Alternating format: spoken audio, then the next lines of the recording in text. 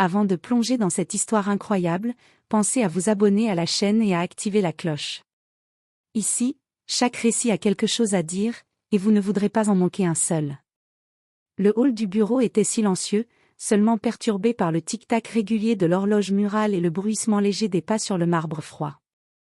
Emily Thompson, jeune femme noire à l'allure discrète mais élégante, attendait patiemment son tour pour l'entretien d'embauche. Depuis des semaines, elle préparait chaque réponse, chaque geste, chaque mot, avec la précision d'une horlogère. Elle savait qu'un seul faux pas pouvait tout ruiner. Le recruteur, un homme corpulent au costume impeccable et à l'attitude hautaine, la jaugea du regard dès qu'elle franchit le seuil. « Vous êtes bien sûr de pouvoir suivre le rythme ici ?» lança-t-il d'une voix moqueuse, un sourire sarcastique étirant ses lèvres. Emily resta silencieuse, sa patience et son calme en armure contre l'humiliation imminente. Puis, sans prévenir, il fit un pas vers elle, dans un élan de supériorité mal placé, la gifla légèrement sur la joue. La salle sembla retenir son souffle. Les autres candidats détournèrent les yeux, mal à l'aise, tandis qu'Emily, immobile, sentit une brûlure cuisante, mais pas seulement celle de la gifle. Une rage froide s'installa, mais elle la contrôla avec une maîtrise parfaite. Ce que le recruteur ignorait, ce que personne dans cette pièce n'avait remarqué, c'était l'identité d'Emily. Elle n'était pas simplement une candidate parmi tant d'autres. Elle était la femme du propriétaire de l'entreprise, celle dont le nom figurait sur les contrats les plus lucratifs et dont le jugement déterminait l'avenir de dizaines d'employés. Dans quelques secondes, le monde de cet homme allait basculer. Emily prit une profonde inspiration, un léger sourire aux lèvres, et répondit d'une voix douce mais glaciale, « Je suppose que vous ne savez pas avec qui vous avez affaire. » Le choc dans ses yeux serait l'un des souvenirs les plus humiliants de sa carrière. Mais pour Emily, ce n'était que le début d'une leçon qu'il n'oublierait jamais. Le recruteur, Peter Caldwell, sentit son cœur s'arrêter un instant. La voix d'Emily, calme mais glaciale, résonnait encore dans ses oreilles, « Je suppose que vous ne savez pas avec qui vous avez affaire. » Il cligna des yeux, incrédule. « Quoi » balbutia-t-il, sa posture arrogante vacillant pour la première fois. Emily ne dit rien de plus. Elle se retourna et quitta la salle d'entretien avec une grâce maîtrisée, laissant derrière elle un silence lourd, presque oppressant. Les autres candidats, gênés, murmuraient entre eux, jetant des regards furtifs à Peter, qui se tenait là, rouge de honte et incapable de réagir. Quelques minutes plus tard, Emily entra dans le bureau principal du bâtiment, où trônait le portrait imposant du propriétaire de l'entreprise, son mari, Jonathan Thompson, un homme respecté pour sa réussite et sa vision stratégique. Emily posa calmement son sac sur le bureau, et sans lever les yeux, appela « Bonjour Jonathan, j'espère que je ne vous dérange pas. » Jonathan, surpris, leva les yeux et fut stupéfait. « Emily ? Que fais-tu ici ?» demanda-t-il, un mélange d'incrédulité et de fierté traversant son visage. Elle sourit doucement. « J'étais ici pour un entretien. » fit-elle, laissant la phrase en suspens, laissant Jonathan comprendre l'ampleur de l'humiliation infligée à son employé par ce recruteur présomptueux. Quelques minutes plus tard, Peter Caldwell fut convoqué au bureau de Jonathan. Son arrogance avait disparu, remplacée par une nervosité palpable. Jonathan le fixa, les yeux étincelants d'une colère contenue. « Peter, je crois que tu as un petit problème avec le respect des autres, n'est-ce pas ?» Peter balbutia des excuses, mais Jonathan leva une main pour l'interrompre. « Tu es congédié. Maintenant. » Le recruteur sentit ses jambes fléchir. Jamais il n'aurait imaginé qu'une simple candidate, qu'il avait crue inférieure, serait en réalité la femme de l'homme qui détenait son avenir. Emily, en silence, observa la scène. Son visage restait impassible, mais son regard était chargé de triomphe. Elle avait laissé la leçon se dérouler sans interférer, laissant la justice frapper d'elle-même. Alors qu'elle quittait le bureau, Jonathan la suivit et murmura avec un sourire, « Bien joué, je crois que tu viens de sauver beaucoup d'employés de cette arrogance. » Emily hocha la tête, le cœur léger. Cette journée, qui avait commencé par une gifle humiliante, se terminait par un retour de pouvoir éclatant. Elle savait que c'était seulement le début d'une série de surprises que peu auraient pu anticiper. Le lendemain matin, l'entreprise fut secouée par une nouvelle, un contrat majeur, représentant plus de 50 millions de dollars, était en danger. Le client, une multinationale exigeante, menaçait de se retirer à cause d'un retard de production et d'un manque de communication de la part de l'équipe. Peter Caldwell, désormais ex-recruteur mais encore dans le bâtiment pour régler les derniers dossiers, était en panique. Il savait que si cette affaire échouait, l'image de l'entreprise en prendrait un coup irréversible. Emily, qui venait d'arriver tôt comme si de rien n'était, observait la situation avec calme. Elle connaissait chaque détail du projet, ayant suivi de près la gestion des contrats aux côtés de son mari. Sans perdre une seconde, elle prit le contrôle.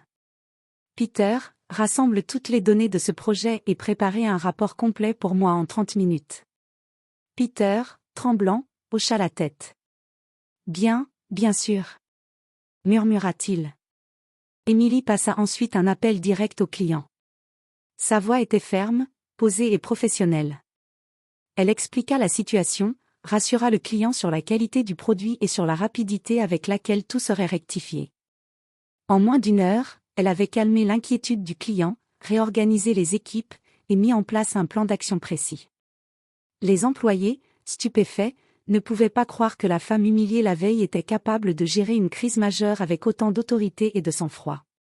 Peter Caldwell, qui observait en silence, se sentait de plus en plus minuscule.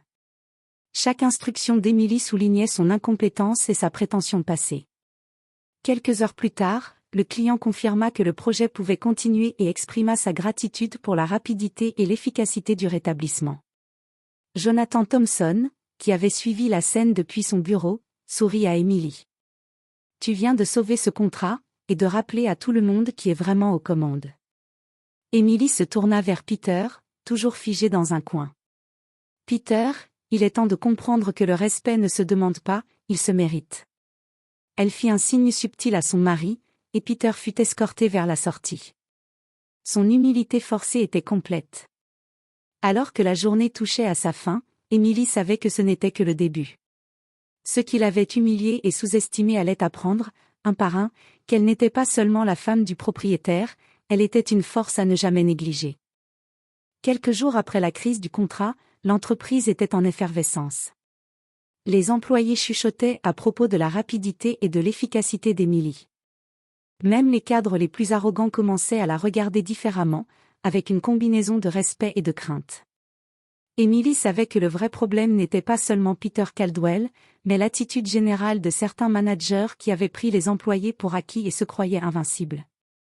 Il était temps de leur donner une leçon qu'ils n'oublieraient jamais. Lors d'une réunion de direction, elle entra avec assurance, un dossier sous le bras. Les regards se tournèrent vers elle, surpris de la voir prendre la parole. « Bonjour à tous, » dit Emily d'une voix claire.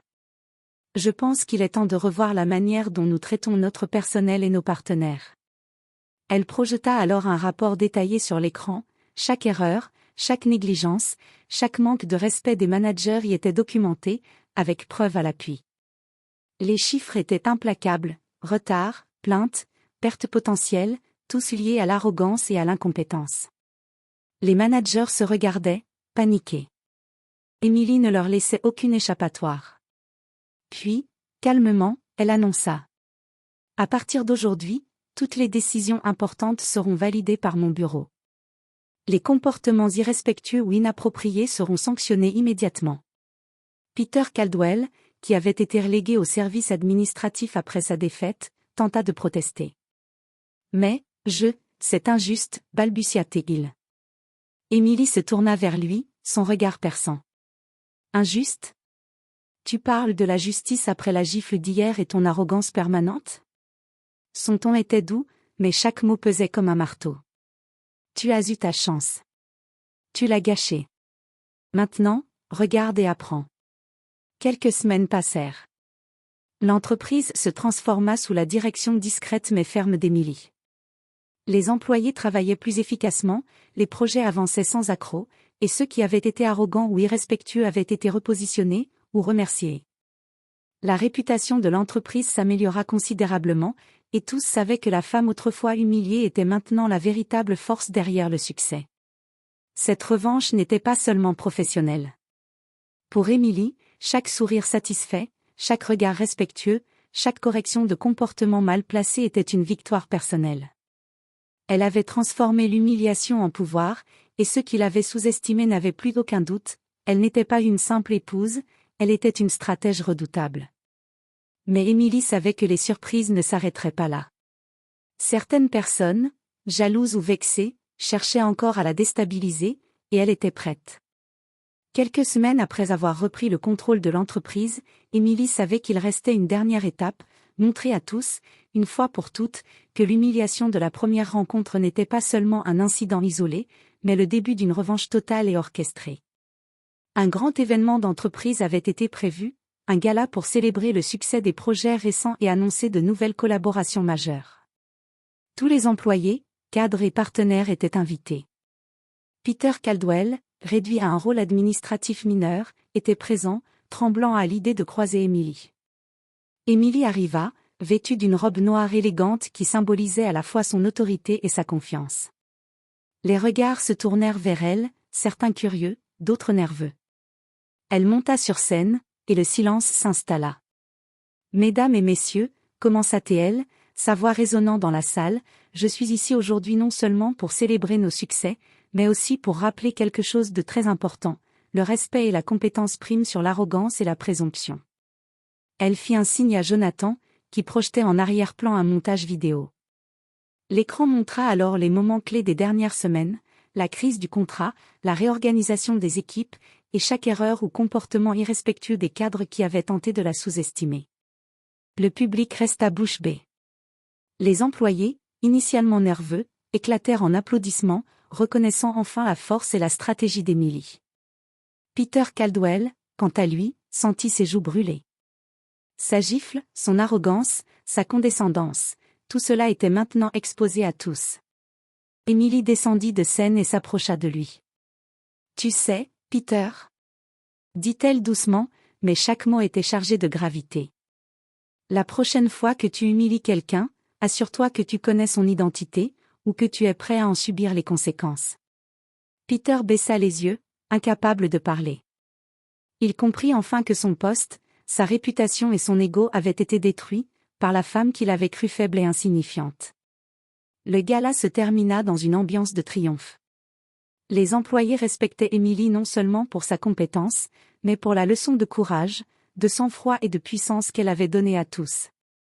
Jonathan la rejoignit, lui prit la main et murmura : « Tu as transformé l'humiliation en une victoire éclatante, je suis fier de toi. » Émilie sourit. Pour elle, ce n'était pas seulement une revanche personnelle, c'était une déclaration claire à tous ceux qui sous-estiment les autres.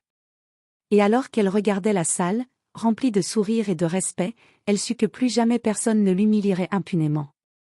Le pouvoir, le respect et la justice avaient enfin trouvé leur équilibre.